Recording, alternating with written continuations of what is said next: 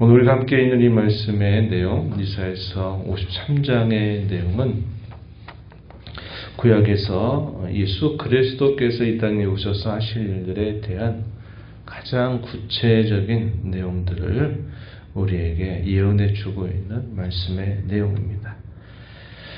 우리가 예수님이 이 땅에 오셔서 순환을 당하셨던 그 일들을 우리가 잘 기억하면서 이 구절을 쭉 읽게 되다 보면 이것이 얼마나 구체적이고 상세하게 예언되고 있는 말씀인가 하는 것을 우리가 확인해 볼 수 있겠습니다.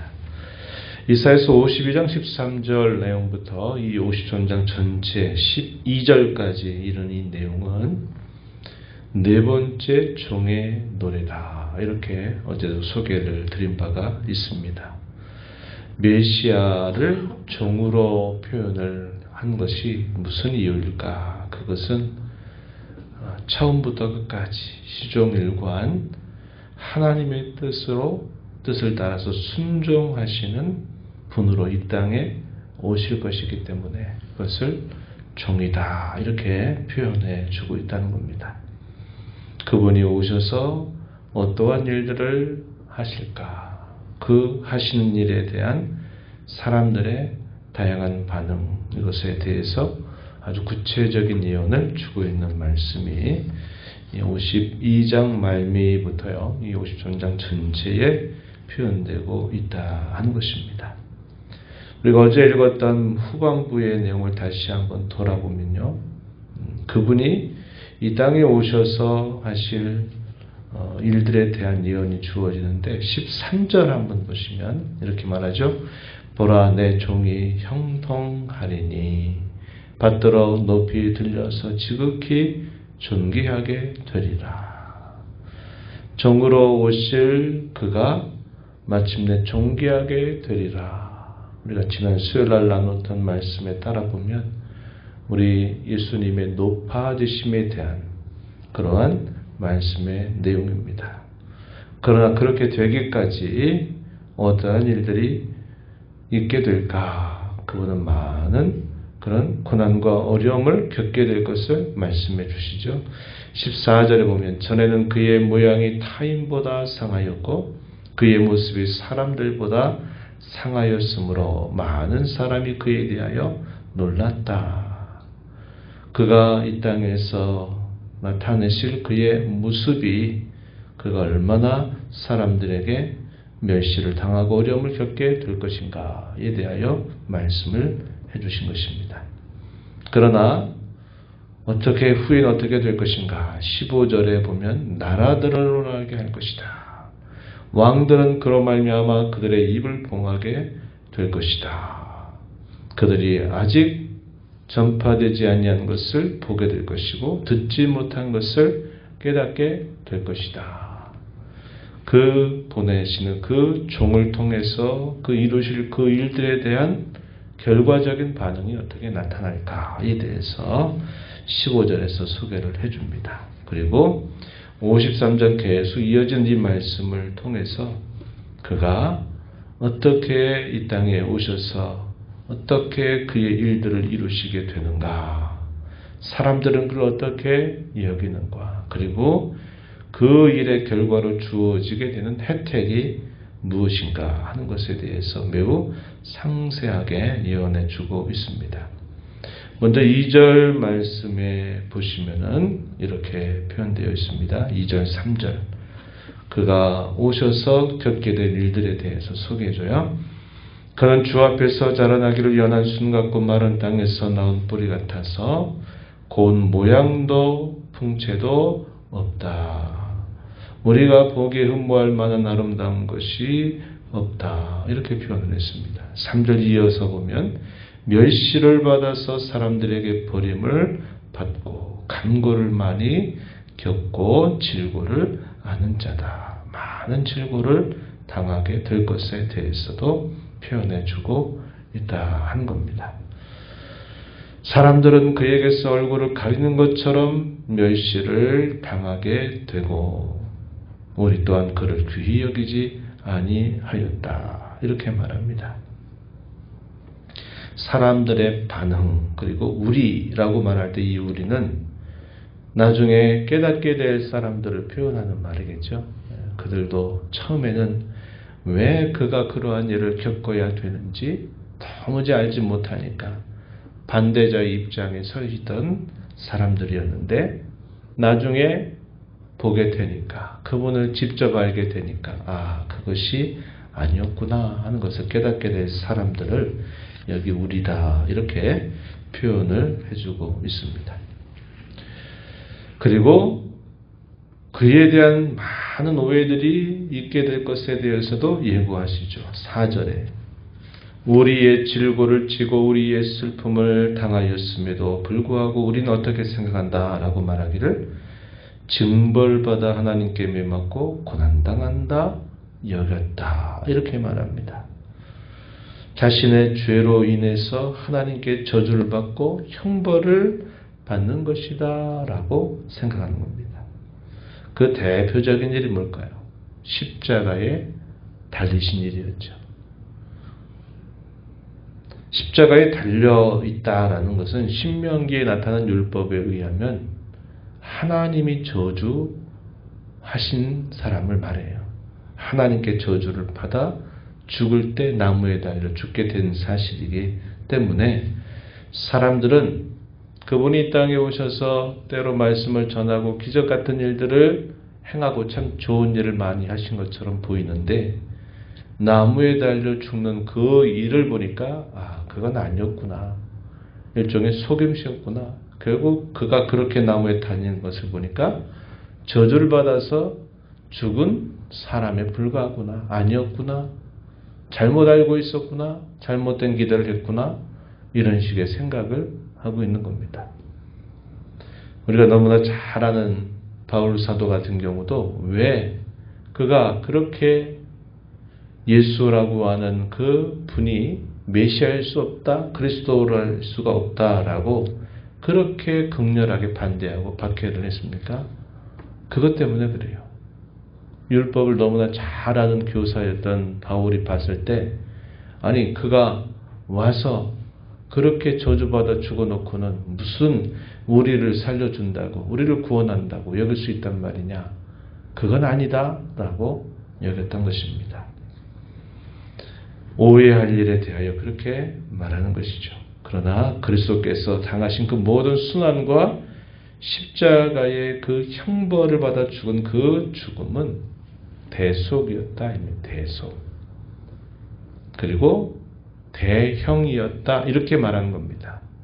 대신 형벌을 받은 것이고 대신 속죄를 이루어 주신 일이다 하는 겁니다. 5절 말씀에 보면 우리의 허물로 인하여 그가 찔리고 우리의 죄악을 인하여 그가 상한 일이다 라고 이렇게 말합니다. 우리 때문에, 우리를 대신해서 이렇게 당하신 일이다 이렇게 말합니다.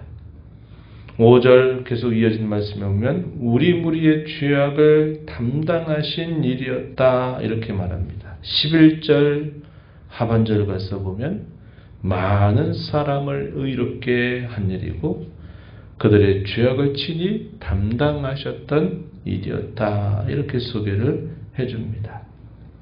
12절 그 부분에서도 실상은 많은 사람의 죄를 진 일이고 범죄자를 위해서 기도하셨다 이렇게 표현을 해줍니다. 대속, 대형, 이것을 우리에게 가르쳐 주고 있다 하는 것입니다. 그분의 그 대속으로 말미암아 어떠한 혜택이 주어지는가, 이 은혜 주기를 5절 다시 하반절로 가서 보시면 그가 징계를 받는 일로 인하여 우리는 평화를 누리게 되고 그가 채찍에 맞는 그 일을 통해서 우리는 나음을 얻게 되었다, 치유함을 받게 되었다라고 우리에게 그 혜택을 말해주고 있습니다. 이 모든 일들은 여호와 하나님께서 그 종으로 하여금 상함을 받게 하기를 기뻐하신 일이었다. 하나님께서 일부러 질고를 당하게 하신 일이었다 이렇게 말해줍니다. 10절 한번 보세요. 여호와께서 그에게 상함을 받게 하시기를 원하사 질고를 당하게 하신 일이다. 이렇게 말해줍니다. 이 일이 하나님이 기뻐하시는 그분의 뜻이었다. 하나님의 계획이었다라고 우리에게 말해주고 있다는 겁니다. 무엇 때문에 그럴까요? 우리를 사랑하시고 우리를 기뻐하시는 그분의 뜻에 따라서 우리가 받아야 될 모든 죄와 형벌을 그로 대신 받게 하신 일이었다. 이렇게 말해줍니다. 이것이 바로 복음이다 이 말이죠. 우리를 사랑하시기 때문에 우리를 기뻐하시기 때문에 하나님께서 예수 그리스도가 그런 일들을 당하게 하시기를 하나님이 원하셨다 하는 사실을 말해주고 있다 하는 것입니다. 여기에 우리 구원의 중요한 원리가 숨어 있고 우리 구원에 대한 놀라운 약속이 주어지고 있다 하는 것을 우리가 확인하게 되는 것이죠. 53장 1절 말씀으로 다시 한번 가서 보세요. 뭐라고 말합니까? 우리가 전한 것을 누가 믿었느냐? 이 말은 많은 사람이 이 말을 전해도 믿는 사람이 희귀하다 이 말이죠. 여호와의 팔이 누구에게 나타났냐? 역시 이것도 모든 사람에게 다 나타난 일이 아니었다. 이렇게 말해 주는 겁니다. 여러분 조금 뒤로 가셔가지고 한번 이 부분을 확인해 보죠. 59장으로 한번 가볼까요? 59장 1절 2절 말씀 우리 한번 읽어볼까요? 읽어보겠습니다. 59장 1절 2절 여호와의 손이 짧아 구원하지 못하심도 아니요 귀가 둔하여 듣지 못하심도 아니라 오직 너희 죄악이 너희와 너희 하나님 사이를 갈라놓았고 너희 죄가 그의 얼굴을 가리어서 너희에게서 듣지 않으시게 함이니라. 여호와의 팔 혹은 여호와의 손이 누구에게 나타났느냐 이렇게 53장 1절에서 말했는데 59장 우리가 읽은 이 부분에 보니까 여호와의 손이 짧아서 구원하지 못하는 것이 아니다. 뭐라고 말합니까? 너희의 죄악이 너희 하나님 사이를 갈라 놓았기 때문이다. 이렇게 그 분명한 이유를 말해줘요. 그런데 그 죄를 그들이 담당할 수가 있을까요? 그 죄를 담당할 수가 없어요. 그 죄를 담당하기 위해서는 어떻게 해야 합니까? 영원토록 저주와 형벌을 받아야 돼요. 그러니까 어떻게 하나님이 하시느냐면 59장 16절 가서 보시면 이렇게 또 말합니다. 59장 16절 사람이 없음을 보시며 중재자가 없음을 이상히 여기셨으므로 자기 팔로 스스로 구원을 베푸시고 자기의 의를 스스로 의지하사 의를 갑옷으로 삼으시고 구원을 자기 머리에 써서 득으로 삼으시고 보복을 속옷으로 삼고 열심을 입어 겉옷으로 삼으시고 그들의 행위대로 갚으셨다. 뭐라고 말합니까? 사람이 그 죄악을 담당하려면 그걸 영원히 짊어져야만 되는 만큼 그 죄의 값을 감당할 수 없다는 것을 하나님이 아시고 뭐라고 말씀하셔요? 자기 팔로 스스로 구원을 베풀어 주시고 그분의 의를 스스로 의지하셔서 이런 일들을 이루어 주신다. 이렇게 말해주고 있는 겁니다. 누가 은혜를 받습니까? 그리스도께서 친히 당하신 그 일을 보고 믿고 알게 되는 사람, 그런 사람이 하나님 앞에서 이 죄의 문제를 해결받을 수 있다라는 사실을 우리에게 가르쳐 주는 겁니다. 이 그리스도의 공로 바깥에 있는 사람들은 자기의 죄를 영원토록 담당해야 되는 거예요. 그러나 그리스도의 공로 아래에 있는 사람은 그리스도가 당하신 그 형벌과 저주 때문에 우리에게는 하나님의 의로우심이 덧입혀지게 된다. 이 사실을 우리에게 말해주는 거죠. 이것이 우리가 전하는 복음의 중요한 요체가 된 것입니다. 오늘 이 말씀을 살펴보시면서 우리의 짧은 인생, 참 곤비한 인생을 살아가는 저와 여러분에게 하나님께서 이 놀라운 사실들을 우리에게 보여주시고 이러한 사실들을 믿어지게 하시고 또 이것을 깨닫게 하신 사실로 인하여 우리 하나님께 감사 감격하는 자로 살아야 하겠습니다.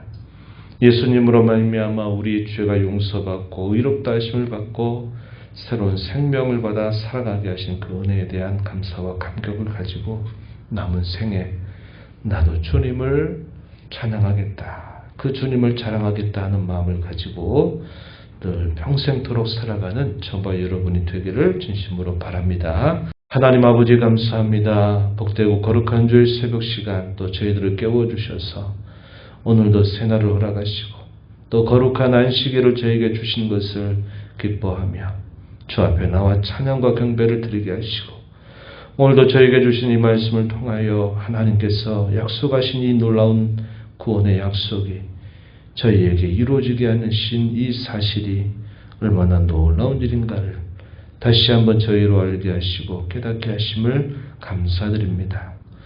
구원의 감격, 구원의 기쁨, 사죄의 은총, 또 우리에게 새 생명을 주신 그 하나님의 은혜에 대한 감사의 마음을 가지고 남은 생애 동안 우리 주님을 자랑하며 주님을 높이며 주님을 기쁘시게 해드리는 삶을 살아가는 저희들이 되도록 늘 저희를 새롭게 하시고 인도하여 주옵소서.